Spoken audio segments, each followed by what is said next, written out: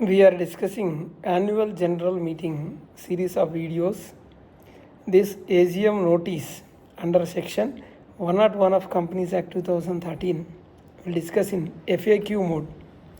In part 1 we have discussed the legal framework of the annual general meeting under section 96 of Companies Act 2013, and in part 2 we have discussed the important board meeting, that is before AGM, pre-AGM board meeting, including the approval of financials, approval of board's report, dividend recommendation, and fixing of AGM date, day, time. So now we will discuss one of the most important legal document in the AGM process, that is the notice of annual general meeting, notice of AGM. This is part 3A. So many companies believe that the AGM notice is merely an invitation to attend the meeting. This is not correct, because the AGM notice is a statutory document. Any mistake in the notice may affect the validity of the meeting and the resolutions passed at the AGM. So therefore, draft the AGM notice carefully by complying with the Companies Act, the applicable rules, and the Secretarial Standard 2. Most important. So what is AGM notice? AGM notice is a formal communication sent by the company to every person who is entitled to attend the annual general meeting. The purpose of the notice is to inform the members about the date, time, venue, and the business proposed to be transacted at the AGM. The notice enables the shareholders to decide whether they wish to attend the meeting personally or appoint a proxy wherever permitted, or cast their vote through remote e-voting or the permissible methods. So the AGM notice is not merely an invitation, it is a legal document that protects the rights of the shareholders by ensuring that they receive sufficient information before the meeting only. Which provision governs the AGM notice? The provision relating to AGM notice are contained in section 101 of the Companies Act 2013.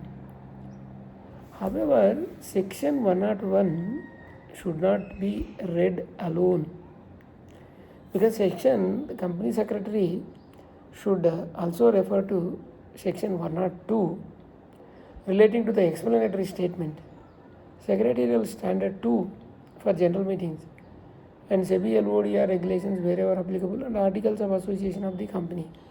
Therefore, the drafting and AGM notice require a compliance with the multiple legal provisions. Why the AGM notice is so important? AGM notice serves three important purposes. Number one, it informs the shareholders about the meeting. Number two, it enables the members to prepare themselves for voting on the proposed resolutions. Number three, it satisfies the principles of natural justice, giving every eligible member a reasonable opportunity to participate in the affairs of the company. If a proper notice is not given, the validity of the AGM itself may be challenged. Therefore, the preparation of AGM notice should never be treated as a routine clerical job. Who has the authority to issue AGM notice? The AGM notice issued by the authority of the board of directors. So normally what happened during the board meeting held before AGM, the board passes a resolution approving the notice and authorizing the company secretary or any director to issue notice to its members. So the company secretary prepares the draft notice, but it should be always approved by the board before the circulation. So the notice represents the collective decision on the board, collective decision of the board, and not the individual decision of any officer. What are the mandatory contents of AGM notice? Every AGM notice should clearly mention name of the company, SIN number of the company, registered address of the company, day, date, time of the meeting, complete venue, or the details of the meeting as applicable, and ordinary business, special business if any, notes to the members, proxy instructions, e-voting instructions wherever applicable, book closure or record date wherever applicable, contact details for any assistance, signature of the authorized person. So well drafted AGM notice should provide sufficient information to every shareholder without creating any ambiguity. So what is meant by 21 clear days notice?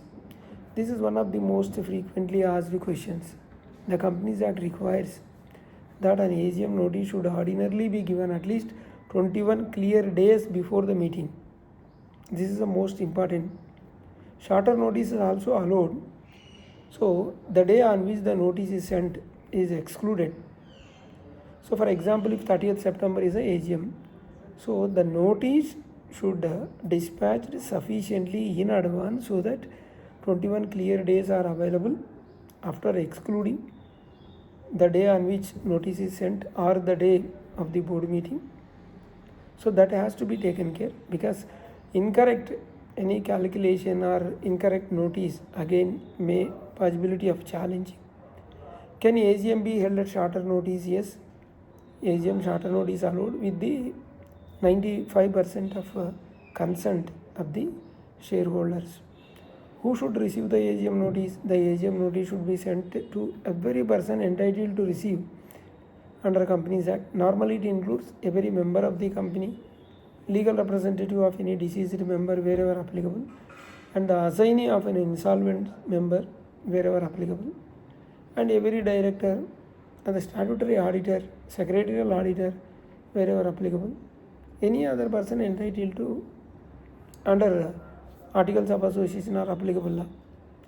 So sending the notice only to shareholder is not sufficient. The company secretary should ensure that every eligible recipient receives the notice within the prescribed time. That is the most important. 21 clear days has to be taken care, or shorter consents. Can AGM notice be sent through email? The Companies Act permits service of AGM notice through electronic mode, subject to compliance with the applicable rules. So nowadays most listed companies and many unlisted companies dispatch their AGM notice through electronic email to the registered email addresses of the members. Electronic communication reduces the cost, improves the efficiency, and ensures the faster delivery.